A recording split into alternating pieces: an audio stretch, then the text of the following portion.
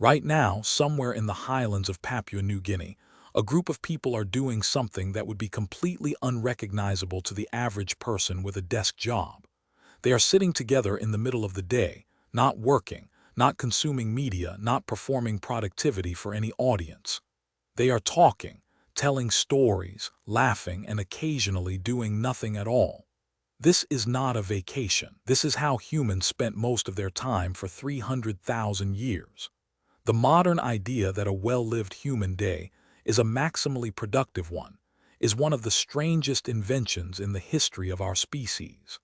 And understanding how your ancestors actually spent their hours reveals something uncomfortable about what we have lost, and something useful about what the human mind actually requires to function well. Start with the most important finding from anthropological research on living hunter-gatherer groups.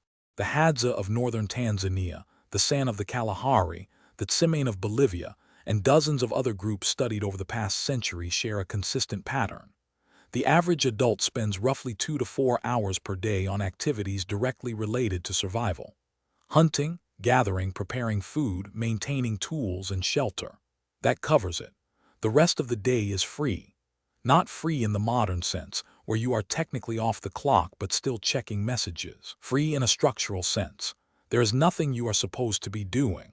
Anthropologist Richard Lee published the first rigorous study of this in 1968, tracking time use among the Kung Bushmen to the minute. His results produced a minor academic crisis. The people Lee observed were living in one of the most demanding environments on Earth, the Kalahari Desert, and they were working roughly 15 hours a week. Not per day, per week. When this data was first presented, the instinctive response was to question the methodology. Researchers went back.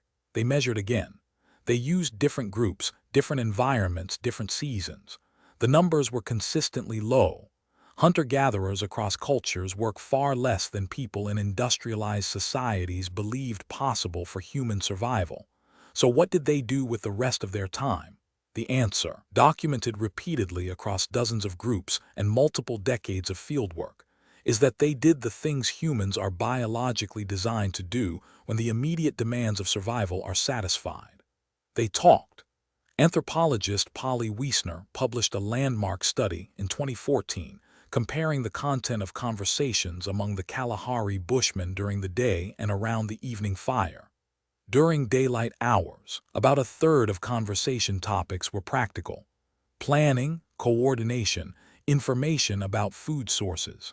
2/3 were social, gossip about other people, comments about behavior, relational news. After dark, the proportion shifted dramatically. Evening conversation was more than 80% stories, narratives, humor, and imaginative speculation. Very little practical content at all. Wiesner argued that this pattern was not incidental. She proposed that evening campfire conversation, extended storytelling in low-light social settings, was the mechanism through which complex social norms were transmitted across generations. The stories told around the fire were not entertainment in the way we use that word. They were the legal system, the moral framework, the shared mythology that kept the group coherent. Children sitting in those circles were absorbing the operating rules of their society in a form the brain is optimized to receive and retain. This is also the origin of imagination as a survival tool. A hunter planning a route needs to mentally simulate terrain they have not walked yet. A person mediating a conflict between two group members needs to simultaneously hold multiple perspectives. A storyteller constructing a narrative about events that happened elsewhere needs to represent reality abstractly.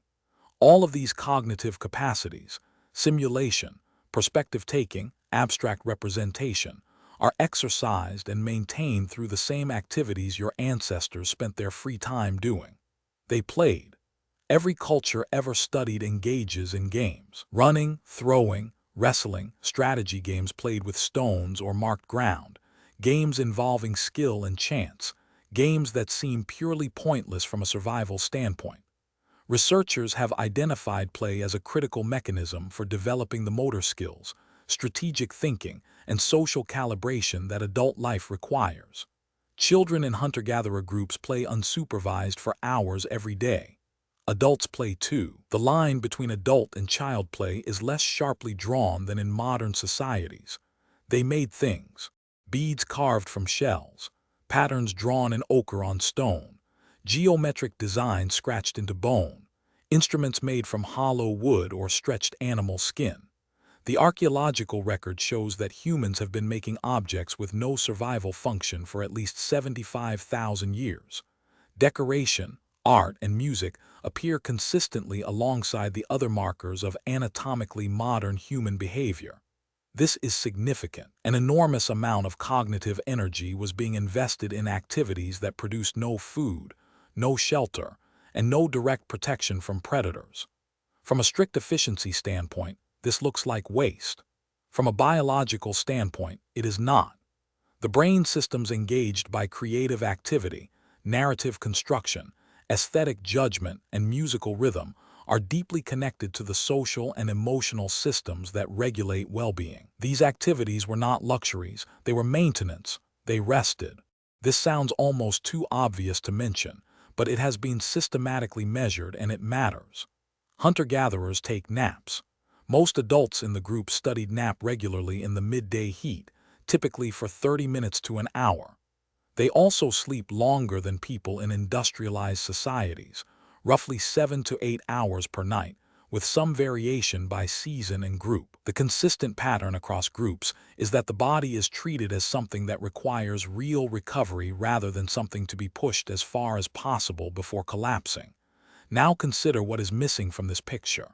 There is no inbox. There is no commute. There is no separation between the place you work, the place you live, and the place you recover. There is no concept of a weekend because no particular day is more demanding than any other. The rhythm of effort and rest is not imposed from outside by a schedule, but regulated from inside by the body and the group. The chronic diseases that dominate modern mortality, depression, anxiety, cardiovascular disease, type 2 diabetes, most autoimmune conditions, are dramatically less common in the populations whose lifestyle most closely resembles what your biology was built for. This is not romanticizing a harder life. Hunter-gatherers face serious risks, violence, childbirth complications, infections, and accidents that modern medicine handles routinely. The comparison is not about total health outcomes. It is about the specific disease patterns that emerge when a biological system is operated outside the conditions it was shaped for. Your brain did not evolve for the schedule it is currently running. It evolved for 2 to 4 hours of focused physical effort, long stretches of unstructured social time, evening storytelling, regular creative play, and genuine rest. The Hadza man napping in the shade in the middle of the afternoon is not being lazy. He is living exactly the way 300,000 years of human biology prepared him to live. The rest of us are the experiment.